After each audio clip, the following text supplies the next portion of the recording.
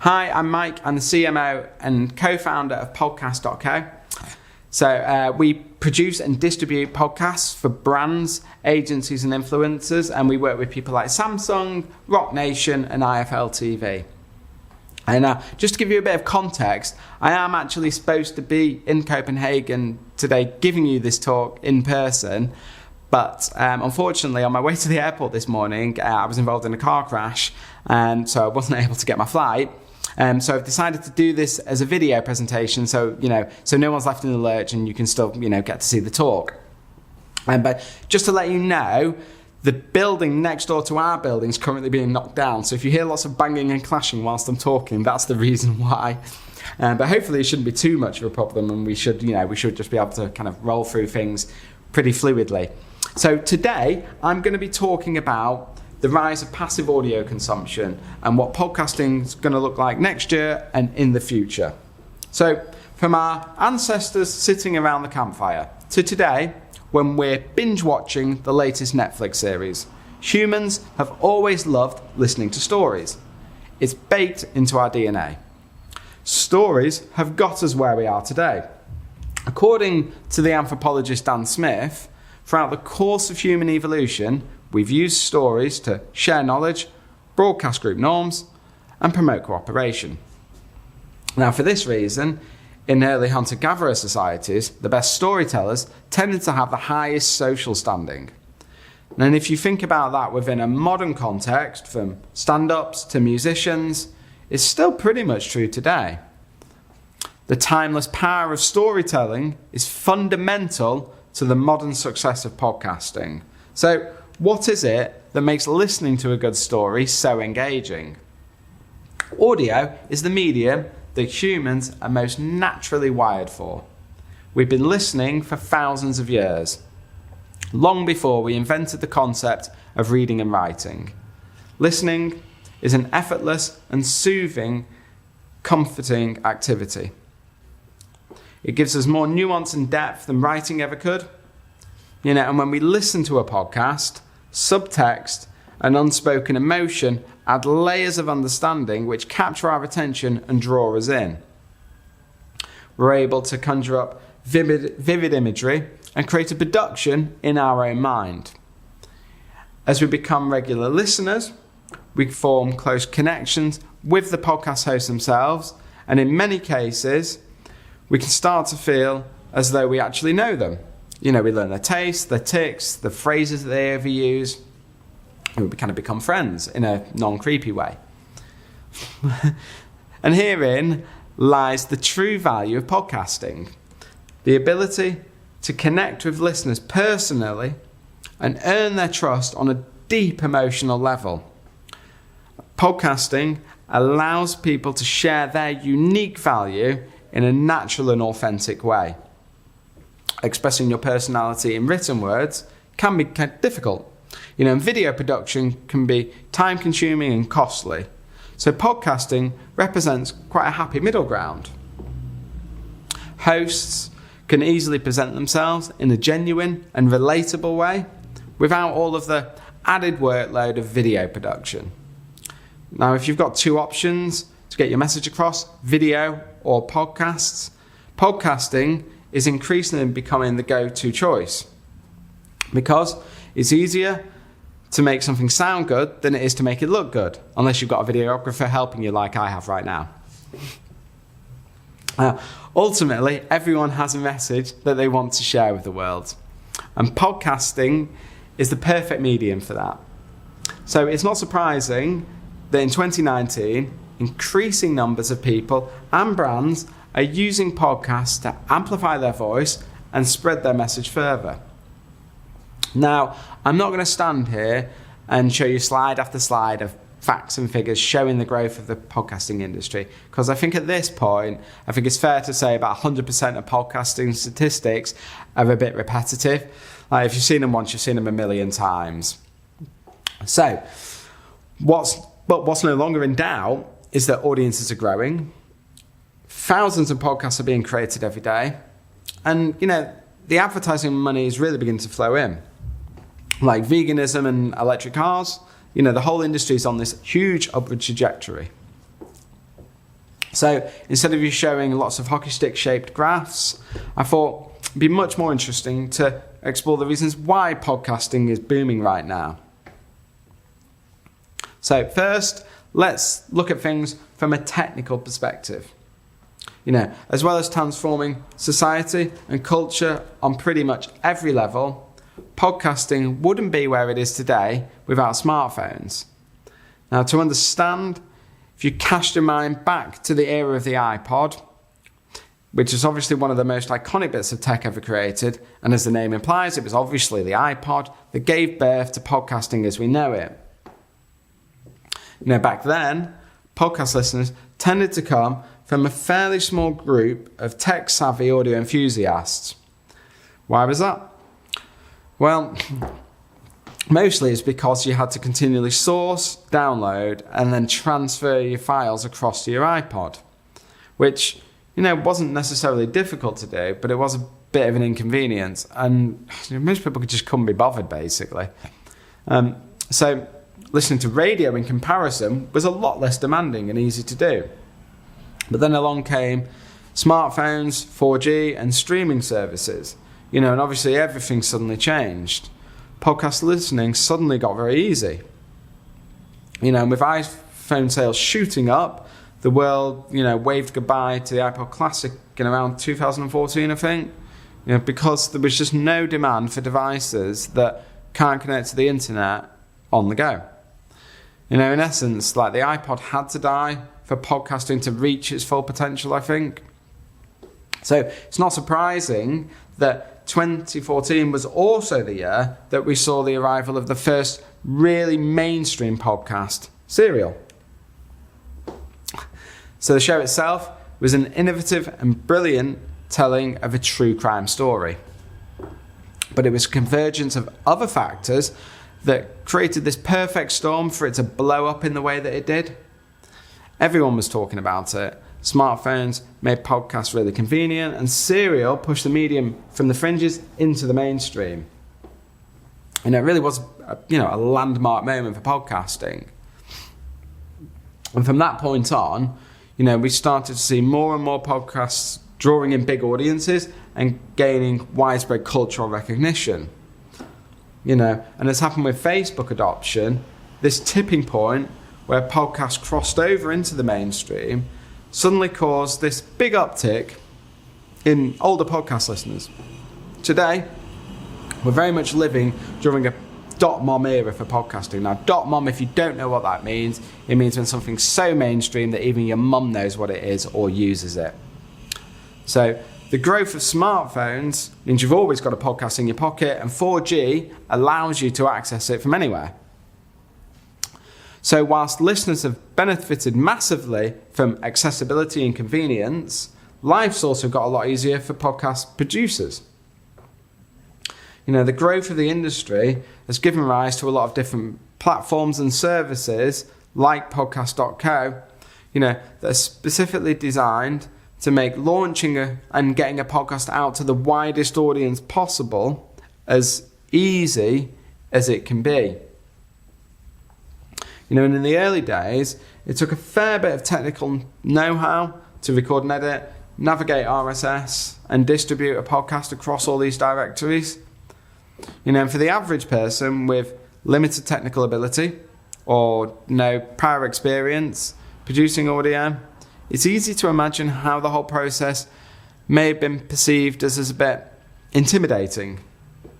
However, as podcast production has become simplified and more accessible, the number of new podcasts being created increases every day. And the democratization of production goes hand in hand with growing audience numbers, which creates a virtuous cycle. Now, moving away from the technical side of things, the very nature of the medium itself is helping to boost numbers. For content producers and brands, you can get much better cut through with audio. For example, there are 440 million blogs in the world. There are 23 million YouTube channels, possibly more. But in contrast, there are around 500,000 podcasts. And it's much easier to be heard in a less saturated marketplace, or market, sorry. And this is one of the clear advantages that audio has over other mediums. And for listeners, this is especially true. Unlike video and text, podcasts can be easily consumed on the go. And this is kind of how most people are listening to podcasts nowadays. When they're commuting, when they're at the gym, or when they're doing housework. Everyone's kind of pressed for time, and podcasts are actually really easy to slot into your daily routine. Unlike video, consuming audio is actually a passive activity which can be done at any time and pretty much within any context. And thanks to smart speakers, you can now access podcasts from your living room or your kitchen without even getting out of your seat. And I think, moving forward, most new cars are going to have internet connectivity and dashboard navs, which is going to make listening to podcasts just as convenient as listening to the radio. And I think it's highly likely that we'll continue to see that trend going that way, where people opt for podcasts over radio, especially during the commute. Now, ultimately, the car is kind of like one of the last refuges of traditional radio, and Spotify, Google, and all these new listening formats are consistently banging at the door. But with all these kind of factors driving the growth of audio consumption, the money is obviously never going to be far behind. And by the end of 2019, podcast ad revenue is expected to pass 1 billion for the first time, I think. Now, increased confidence in podcasting and podcast audiences has been key in driving this growth. Improved listener statistics, obviously helping as well, but there's still a lot of room for improvement in this area. Now, as the dominant player in the market, Apple definitely rested on their laurels a bit, and then Spotify have obviously then very aggressively gone after that market, and they've pushed a vastly improved user experience. So I think Apple have now been forced to innovate, which is then driving the entire market forward, which in my opinion is a really good thing. And we now know people are typically getting through about 90% of an episode, regardless of the length or the genre of the show that they're listening to. So generally, I think advertisers are finding that podcast audiences are very engaged and super supportive, which is attested to by the kind of ROI you can get on a podcast ad spend. So why is it that podcast audiences are so engaged? I'd argue it's because podcast hosts actually hold real influence and not kind of like fake surface level influence that you get on places like Instagram. People follow celebrities on Instagram because, they like the pictures they post and they're portraying this aspirational lifestyle. But, they're not ultimately based in reality. And I think, people aren't stupid. They know this. Like some of them do anyway. But people aren't relying on these individuals to act as credible sources of information. They're just generally being used to promote products. But their ability to shape opinion and influence in the long term, I think, is arguably quite limited. Podcast hosts, on the other hand, are completely different to that. They demonstrate their knowledge, expertise, and likability in every single episode they release. You can't be fake on a podcast in the same way that you can on somewhere like Instagram. And many listeners are drawn to listen to podcasts precisely because of this, because they're getting honest and authentic information. So whilst most podcast audiences are quite small compared to the big Instagram followings, I'd say they are on the whole a lot more engaged and ultimately a lot more valuable to advertisers and actually to podcasters. But one thing Instagram has proven is the power of personal branding. And today we're seeing entire companies spring up based around the personal brand of the owner. And one of the sort of most well-known examples here is Kylie Jenner, who's been announced recently as the world's youngest self-made billionaire in history, which whether that's self-made or not is kind of a different conversation. But what's undeniable is that she's made an absolute fortune by leveraging her personal brand in a very clever way. And as she's done that and then shifted a lot of product. In the past, typically things work the other way around. You'd get CEOs building up a company, and then when they'd achieve success, they'd take the time to grow a personal brand. For example, say Peter Jones, Deborah Meaden, and Thea Paphitis, they'd all made their millions before they launched their personal brands via Dragon's Den. But doing things this way round doesn't necessarily make sense anymore. In today's social media-driven culture, I think CEOs should work to build a personal brand right from the get-go in order to fuel the growth of their business. And hosting a podcast is definitely one of the best ways to do this. But lots of people are now catching on to the fact that podcasts are the perfect medium for growing a personal brand. Case in point, more and more celebrities are getting involved and making their own podcasts. In the UK, Gemma Collins, who's a reality star, has gone from falling off a stage at the Radio 1 Teen Awards to climbing to the top of the UK podcast charts with relative ease, actually. And I think, Gemma goes to show that if she can do it, absolutely anyone can. At Podcast.co, we're seeing more and more individuals signing up whose business is their personal brand. So Jimmy Jacobs, he's quite a well-known ex-professional wrestler whose new podcast is getting about 100,000 downloads an episode. And after overcoming drug addiction, Jimmy's used podcasting to reinvent his personal brand. So Jimmy Jacobs doesn't know, features a lot of famous wrestlers, but it's not really about wrestling. It's about, trying to answer life's big questions, like what's your purpose and what gives you meaning. It might sound a bit cliched, but Jimmy's raw openness and honesty has really struck a chord with a lot of people. So, and without the flexibility the podcast offers him, I think it probably would have been really difficult for him to make that transition. And every day, more and more people like this are coming to us and asking for our help to develop and grow a personal brand through podcasts. And as these types of people are typically time poor, we've created this ecosystem that allows us to extract multiple assets and generate an entire content strategy around a single episode that we push out. Without them actually having to do much. Now, what this does is it gives these people everything they need to reach potential listeners wherever they are, whether it's, searching on Google, scrolling on Instagram, or going down a YouTube hole. The assets that we create basically funnel these listeners directly to the podcast.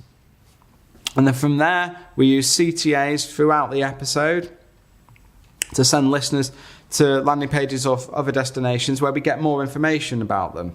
And at that point, the kind of cycle's complete. And we know the exact path each listener's taken to get there, which gives us a much clearer understanding of the whole life cycle of that user. And as well as being used as an extension of a personal brand, podcasts are increasingly being used to create immersive audio experiences. So Night Vale is hugely successful, one of the best examples of this, and it's presented as a radio show for the fictional town of Night Vale, if you don't know what it is. And it's a very rich world, it's fully immersive. Pardon me, sorry. But I think the success of podcasts like Night Vale show that there genuinely aren't any rules in podcasting. If you can imagine it, the medium gives you the freedom to craft a unique and engaging experience for listeners. And this is something that brands are increasingly using to their advantage.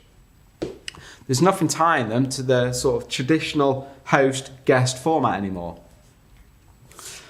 And Radio.co, our sister company, we recently worked with a brand who decided they wanted to produce audio for an entirely different species. Whiskers recently launched Whiskers Radio, designed specifically to play music to calm your cat. by reaching beyond typical marketing. They were able to capture the attention of media and customers alike. And keep your ears peeled, because you might start to hear more animal-based podcasts very soon. Now, I often think, where does radio sit within all this? We run Radio.co alongside Podcast.co. We launched Radio.co 5 years ago, and it basically provides cloud-based automation for the radio industry. And it's been very successful, but the sheer demand for podcasting has meant that we've launched Podcast.co in the last year or so. And it's very interesting when you approach people from either from Radio.co or Podcast.co, the difference in response that you get. What is a podcast? A podcast is essentially just a show. Now, who's been making shows for the last 100 years, and who are the experts at making shows? It's the radio industry. So we're kind of, at this point where there's just this absolutely huge opportunity that's afoot. And I think where we are with audio is where we were with video 10 or 15 years ago. And big money, are suddenly very interested in it and taking it seriously. Now, it's not going anywhere, and we're definitely in this kind of like Wild West phase. But I think that the brands and businesses that embrace this medium early and new methods of listening stand to gain the most. Because ultimately, you don't want to get left behind. Times have changed, and I think businesses sometimes focus on, what they shouldn't do instead of focusing on what they should be doing, really. Because ultimately, you need to be where your clients or listeners, potential listeners, are. And if you want to stand out and turn them into loyal customers or, repeat listeners, then you need to give them a reason to do that. So get in their ears, no matter where they are, show them how much you care about them, and start growing your audience today, one listener at a time. So thanks, that was my presentation. I hope you enjoyed it, even though it was in this kind of slightly different format than we were planning originally. This is my email. If you want to chat to me about podcasting, then just drop me a message. I would normally say just grab me after the talk, but obviously you can't physically do that. I don't know if we're going to do some Q&As or not, but if not, then drop me an email if you've got any questions and I'll get back to you. And that's it. Thanks very much. Bye-bye.